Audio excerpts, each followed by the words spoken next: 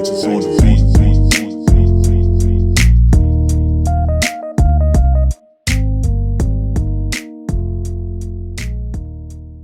What's good, everyone? It's your boy Nati with another video for the channel. Welcome back to DMV Sports Zone, and I'm back at it with another weekly preview video for the Washington football team and the team's matchups against various NFL teams. This week, Washington is playing against the hated rival Dallas Cowboys, and like I say every single week, I'm going to try to make these videos very complete and also very objective. I know this one is especially hard for me to do because I know us Washington football fans, we are born to pretty much despise the Dallas Cowboys and their fan base and stuff, but forget all that. I'm going to be very objective with this video and sort of my analysis of the upcoming week matchup. But that being said, let's get started. So with some notable injury news first, as we usually start off these videos. Washington, per the excellent information by ESPN NFL Nation reporter Don Keim. The positives, the injury report is not as long as it could be at this point in the season as it has been in various seasons before this one. The negative, though, is that there are some key injuries that were evident from Wednesday's practice. Isaiah Wright, first and foremost, did not practice on Wednesday, and Don Keim notes that the expectation is he'll return after the Week 8 bye, so he's probably out of this week's matchup with a shoulder injury, unfortunately. Sadiq Charles did not practice with a knee injury, and he's also expected to miss the Week 7 matchup against the Cowboys, which is crazy, right? Because he had, 2 snaps last Sunday, and even Ron Rivera raved about Sadiq Charles' ability to come in and really be that starting left guard for us, and he just was injured for 2 snaps, so we really didn't get to see too much out of him, even though we know his potential is through the roof. So that's unfortunate there. Antonio Gandy-Golden with a hamstring injury also did not practice on Wednesday, and there's concern for him that he'll miss more time and more than just this week. So again, that wide receiving group is very thin. I know Washington signed Robert Foster, a wide receiver from the practice squad of the Packers, and I know he's a speedster, so he does offer that deep threat ability, but I don't know, man, that's a very unproven player that you're adding to that wide receiver group, even though that group itself, when everyone's healthy, is also very unproven. So yeah, it's a yikes there. It's always a yikes there with the wide receiver group for Washington the last 2 years, really. But Logan Thomas was also seen riding the training bike off to the side. That sucks there. But I do sort of believe that he will be ready for Sunday. I mean, he has to be ready. There's just no tight end threat outside of him in this group. And even him, he's not a starting caliber tight end on a very good team, but Hokie, we need him to play. Washington needs him to play, so we'll see what comes towards the end of the week when all the injury reports are pretty much finalized at that point. But backup tackle David Sharp also looks to be questionable against Dallas this week with a non-COVID related illness, I believe. So that depth is for sure being tested in that Washington offensive line. But for Dallas, we all know that starting quarterback Dak Prescott will be out for the rest of the season, unfortunately, right? Prayers up to him. He recently had surgery, and from what I've heard, everything went well, so that's good there. But it was a major injury, a right ankle fracture and dislocation, which is some serious stuff, and it's a huge loss. One, because he's obviously the Dallas Cowboys starting quarterback, but also two, because he was riding a very hot passing streak to start the season. So that sucks for Dallas, even though somehow they're still on top of the division, which I'll discuss a little bit later in this video. But that's a huge loss, of course, there. And some other injuries for Week 7 though for Dallas. Backup left tackle Brandon Knight, who underwent knee surgery on Tuesday, has actually been ruled out already for the Sunday matchup against Washington, which is a pretty big loss, especially because he's not just ruled out for this week, but likely for weeks to follow. And super bad news is Tyron Smith, the all-pro left tackle, is already out for an indefinite period of time, and Brandon Knight sort of took up his place in place of Smith, and now you have your high-end backup left tackle out, so that offensive line in Dallas is very much in shambles right now. Guard Joe Looney also remains out with a right knee sprain. He suffered in Week 4. So again, and even that stud right guard Zach Martin went down with a concussion last week and is questionable against Washington. And another injury to add on to that list, backup tackle Cameron Irving, who was most recently been on the injury reserve with an MCL injury. This is actually positive news. He's expected to return week 7. So some positive news there, I guess, at the end for that offensive line. But again, it's very much in shambles right now and very much is very vulnerable to opposing defenses, especially one that is as stout as Washington is right now. Finally, backup wide receiver Cedric Wilson is also dealing with a ribs injury, and he is questionable for week 7 matchup, even though I don't think that's, again, as huge of a loss because of the fact that the Dallas Cowboys receiving group is very, very special. But Cowboys are definitely going to the week 7 match against Washington more injury riddled, more vulnerable, especially across that offensive line that may struggle to hold its own this week against, once again, that stout Washington defense. And then some logistics about the game. The game will be shown on Fox at 1 p.m. Eastern time, which is always great at traditional time. The game will be played at FedEx Field once again, but also once again without fans, despite the ruling, the decision that Larry Hogan put out, I believe it was a couple days ago, where he basically declared that all sports stadiums could be filled up to 10% capacity. But Washington is playing it safe, and rightfully so. So there will still be no fans, no season ticket holders, no ordinary fans, probably maybe families in attendance, but we'll see about that. The odds makers right now actually have this matchup is largely a pick'em. So there's some sites that have Washington as 3.5-point favorites. There's some sites that have Dallas as a 2-point favorite. So this is a true toss-up matchup at this point between two very bad teams. So yeah, very, very tough for the odds makers to make a decision about this game for sure. And then with the mini week 6 recap for both teams, part of the last we saw them segment on these weekly preview videos. For Washington, well, they are 1-5 and are coming off yet another disappointing loss, to say the least, against the New York Football Giants. Turnovers were the name of the game last week, and there was one turnover that was specifically costly towards the end of the game where Kyle Allen was dropping back, and on a sack, he pretty much coughed up the football, and that football was pretty much converted into a fumble recovery, which was then converted into a fumble recovery for a touchdown. So that was a big moment in the game and pretty much put the Giants on top by 7 points with 2.5 minutes left in the fourth quarter. And even if Washington did come back in the sense that it did score a touchdown on the immediate drive right after, but 2-point conversion. I didn't agree with the decision before the snap was even called, and I especially don't agree with it now, as we obviously lost because of that failed 2-point conversion. And again, I understand it. I mentioned this in my immediate reaction video. I understand the decision, but Washington pretty much lost the game because of that failed 2-point conversion. And I thought Washington's defense pretty much had that Giants offense on the ropes towards the end of the game and was pretty much doing a very good job of limiting that entire offense as a whole. So I thought, why not take your chances in overtime and see where things go from there. But Ron Rivera, Riverboat Ron, went for it. Did not succeed.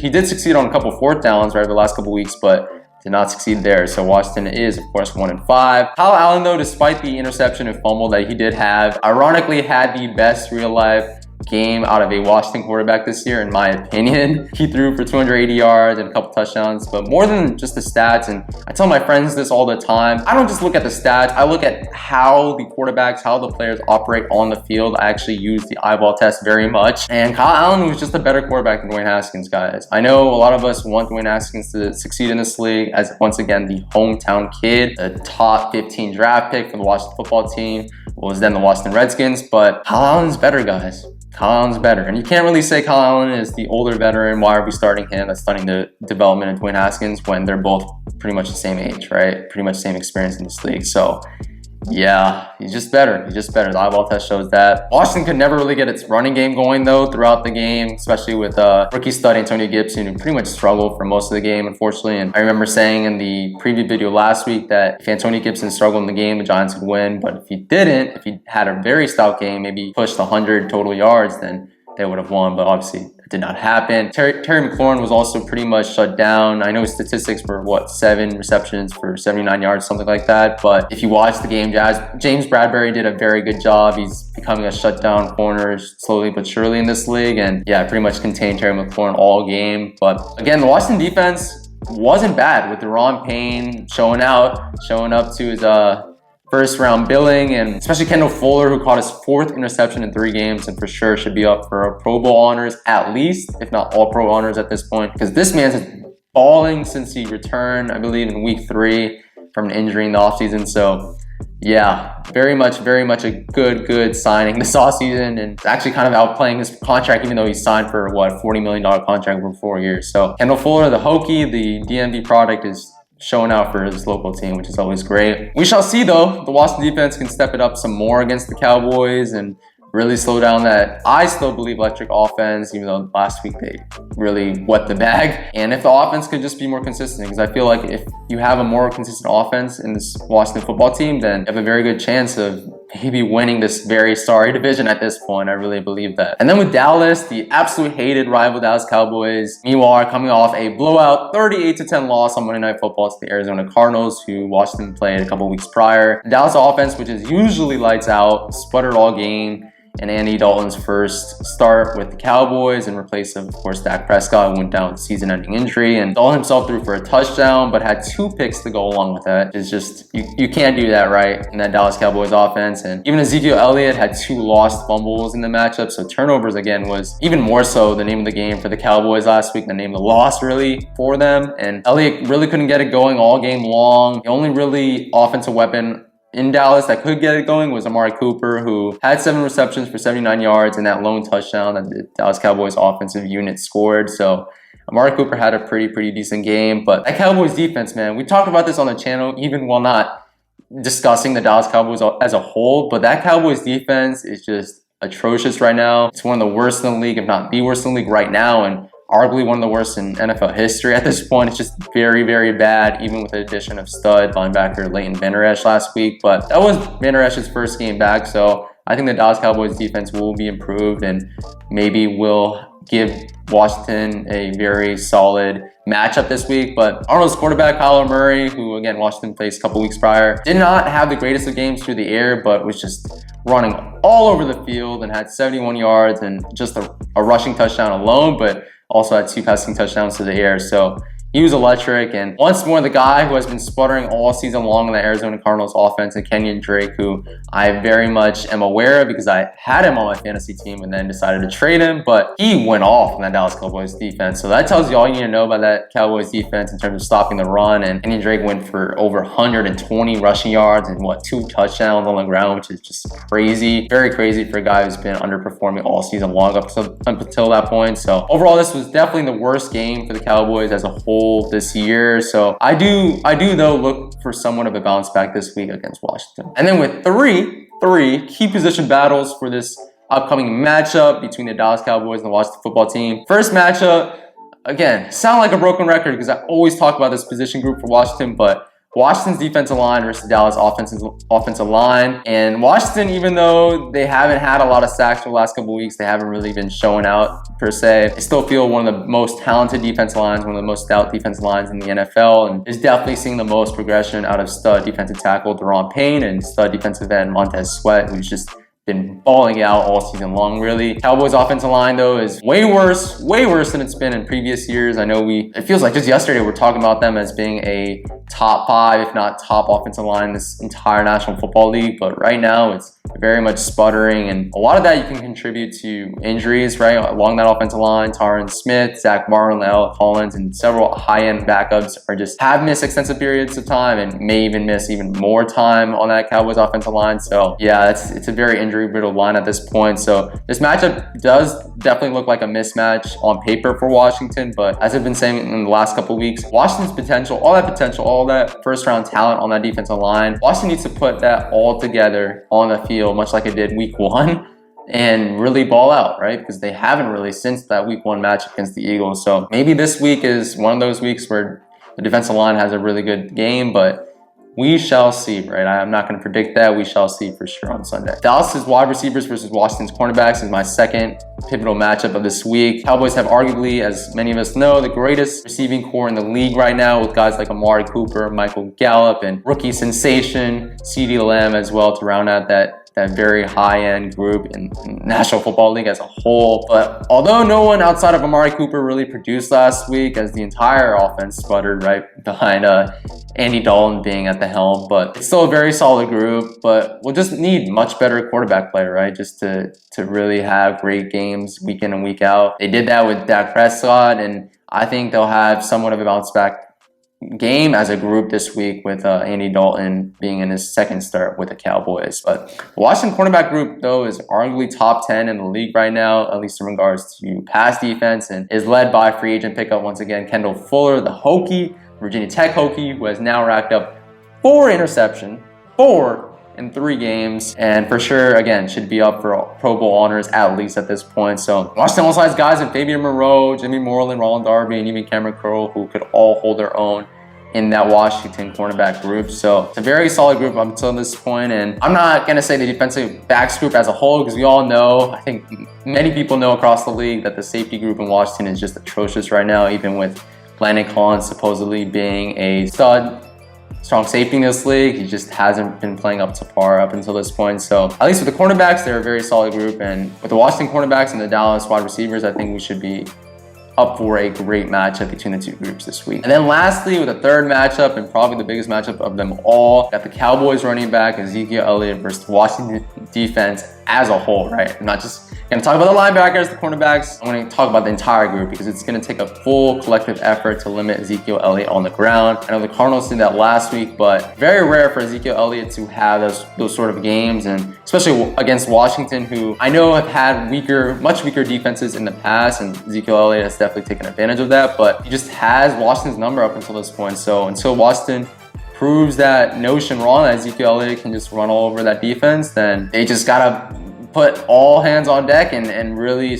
limit him in the running game and also out of the backfield, because he could catch passes and really rack up those catches on any given Sunday, really. So Washington's defense definitely has its work cut out for them. So it's going to be a very interesting matchup. And again, it's going to be probably the most pivotal matchup of the week, because if Ezekiel Elliott sputters right out the gate in this Cowboys offense, then Washington has a very, very, very, very, very good chance of winning the game. But now on to my predictions and final thoughts, which I know many of y'all are most looking forward to every single week. Ultimately, I believe Washington's defensive line will actually step up this week and get at least 2 to 3 sacks against that Cowboys offensive line. But more than just sacks, I think they'll generate a lot of pressure and really do a good job of containing that Cowboys offense as a whole, right? Because it always starts in the trenches when it comes to limiting opposing offenses, and I think Washington will do a very good job of that this week. I think the Cowboys wide receiver group will have solid outings this week, all 3 of them really, and even beyond that, because they have solid depth as well. Although I don't think anyone will have a fantastic game, right? Like, I don't think anyone will go off for 100 yards and 2 touchdowns.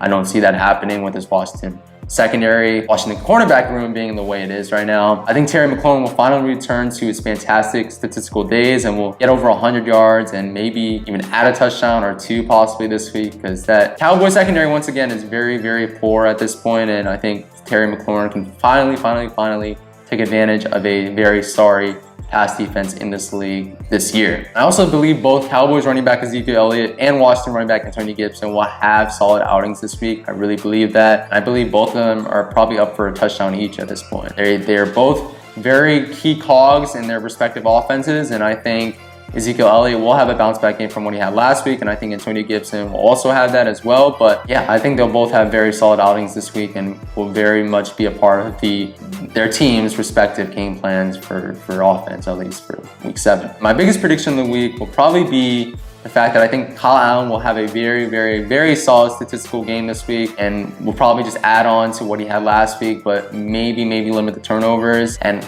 will largely have this sort of week because he's playing again against a very piss poor secondary in Dallas, arguably the worst in the league at this point. So I know they have talent, and they have a guy like Trevon Diggs, who I know DMV natives very much are aware of, right? Because he has DMV connections, and he did play for the Alabama Crimson Tide and is the brother of Stephon Diggs, who's also a DMV native. But I know, again, they have the talent maybe, but they just really have not been performing, right? And Trevon Diggs is, again, he's just a rookie, so he has room to improve over the next couple of years. But those are my main predictions for the game. Ultimately, I think this game this week is too close to call, although I will say that if Allen limits his turnovers, right, in addition to having that sizable statistical game that I do predict him to have, if he does limit those turnovers, I think Washington has a very, very good chance of winning this game. I really believe that. And on the other side, though, if Andy Dalton has sort of that great statistical game that Kyle Allen, who I mentioned having this week, I think the Cowboys also have a very good chance of winning this game. So it should be another interesting game to watch on Sunday between 2 very bad teams, and the Dallas Cowboys, who some way, somehow are at the top of the NFC East, even with their quarterback going down at 2-4. And Washington right on their heels, right? Right on their heels at the fantastic record of 1-5, right? Who will have something to say about maybe contending for this division crown, right? Which will probably be won at what, 6-7 games this year with the way things are going. It's just a terrible division, but this will be a very good NFC East rivalry game in my opinion. And again, it will have major implications down the road for this entire division for the 2020 season. So that's it for this video, guys. Thank you so much for watching. Please make sure to like, comment, subscribe to the DMV Sports Zone channel, where we try to post fire content on here as much as possible, as well as our Instagram page, all lowercase DMV Sports Zone, and our Twitter page at DMV Sports Zone. But thank you guys so much again for watching. Make sure to look out for that fantasy preview video that I believe we just posted on the channel. It's very great. It's once again with Noah, the fantasy expert who runs the Sport AI platform and DMV own platform. And yeah, it's very good. I trust them on countless occasions and have a very good winning record in one of my leagues, so because of them. So yeah, make sure you subscribe to Sport AI alerts, and thank you guys again so much for watching, and have a good rest of your week. And hopefully we get a good one on Sunday, even between two very sorry teams.